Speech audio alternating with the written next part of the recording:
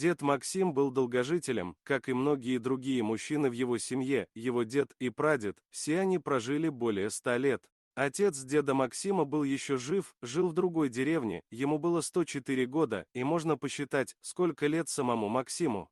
Он был средним братом из 7 братьев, а сестер у него было бесчисленное множество. В прошлом девушки даже не считались людьми, поэтому их не учитывали.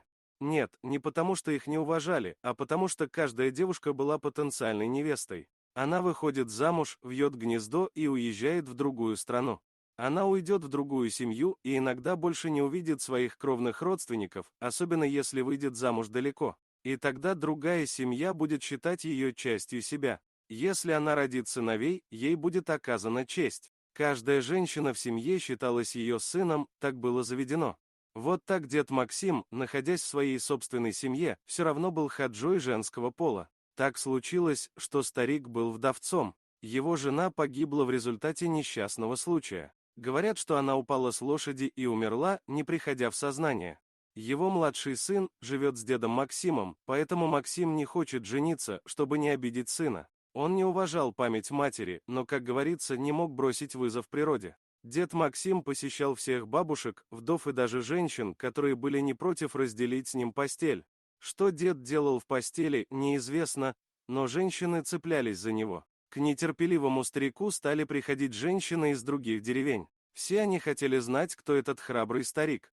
Наконец его сын сказал: «Тебе лучше жениться, у тебя внуки растут, я не могу смотреть на твой бордель». «Какой бордель? Я никого к себе в дом не беру», — возмущался дедушка Максимус. «Но ты везде витаешь, стыдишься смотреть людям в глаза. Утром вы выходите из одного дома, потом из другого. Вы как племя. Дети уже спрашивают, куда идет дедушка? Верните кого-нибудь домой раз и навсегда, и все закончится. Только не бери местных, а найди кого-нибудь, кто никого здесь не знает», — сказал сердитый сын. Однажды я поехал в Москву по делам, но вернулся домой не один. Он взял с собой Кристину. Как будто его дед издевался над ним и привел в дом такую девушку, чтобы поиздеваться над сыном. По-другому это назвать было нельзя. Раскрашенная, как боевой пингвин, одетая так, будто она со вчерашней Тверской улицы, видите ли? И самое главное, ей было столько же лет, сколько старшей внучки деда Максима. Теперь она могла быть не только его внучкой, но даже правнучкой. Кристина, конечно же, переехала в дом. Она флиртовала с сыном, строя глазки мальчикам, которые уже выросли. Мой сын Максим завыл, но что он мог сделать? Нельзя выгонять отца из дома с невестой, он сам попросил меня привезти ее домой. Вот за что я боролся, и вот что я получил. Дед Максим не собирался готовиться к свадьбе, он должен был прекрасно знать, какая птица залетела в его клетку. Он прожил свои годы так, чтобы не видеть очевидного. Скорее всего, так и было. Он привел такую девушку, чтобы преподать урок их младшему сыну. «Я стар, но я имею право решать свою жизнь, а если ты хочешь управлять моей жизнью, то делай, что хочешь». И вдруг дедушка Максим скоропостижно скончался. Все были в шоке, даже мои соседи, которые были практически незнакомыми людьми и все еще находились в шоке. Как это возможно? Для целой породы детей Максим был еще совсем маленьким. Все оплакивали старика. Его отец приехал из другой деревни и посмотрел на молодую невесту. «Тебе лучше вернуться туда, откуда ты приехала». «Я так не думаю», — ответила Кристина. «Я беременна, и мой ребенок такой же, как и все твои братья и сестры, с таким же правом на наследство». Так и случилось, только Максим никому не сказал, что его невеста ждет ребенка. И ему было что наследовать. Семья Максима была далеко не бедной, у них было несколько домов, фермы, усадьба, машины и солидная сумма на банковском счету.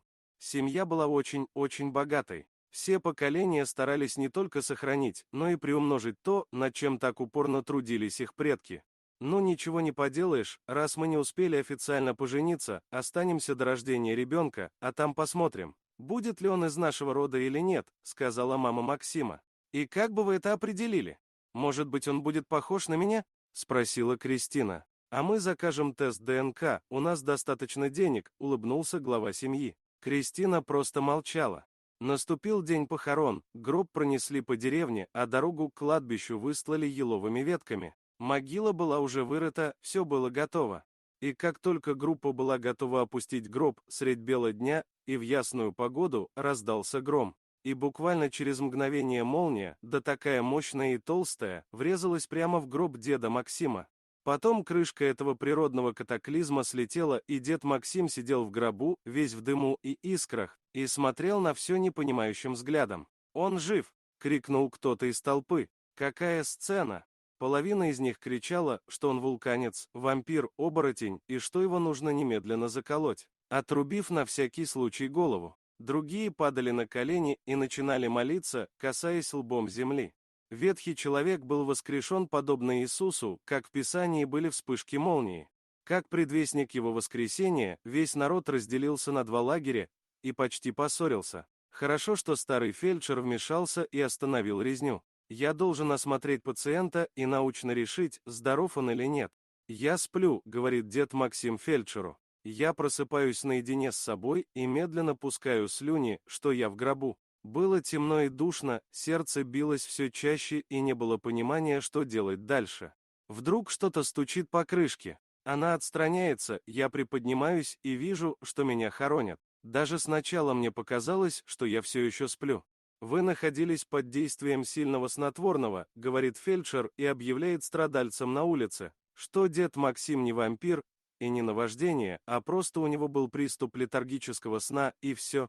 И они решили, что он мертв. Что ж, вам решать, как поступить с вашими родственниками, которые приложили столько усилий, чтобы скрыть вашу могилу, сказал фельдшер. Что тут решать?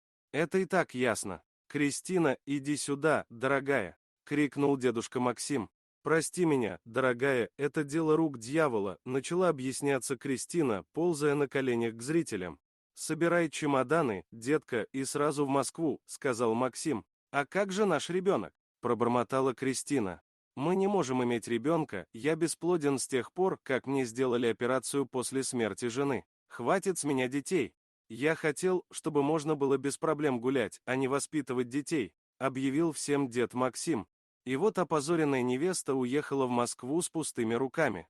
Поэтому никто не знает, родила ли Кристина или просто притворялась беременной, и даже если так, то она точно не была беременна от своего деда Максима. И теперь все в деревне верят, что Максима оживила молния, и поэтому он подружился с Перуном, как со своим прадедом. И бесполезно объяснять людям, что он был под действием наркотиков и проснулся за секунду до удара молнии. Такова была история. Спасибо за просмотр. Подписывайтесь на канал. Что вы думаете об этой истории, пожалуйста, напишите мне свое мнение по этому поводу в комментариях.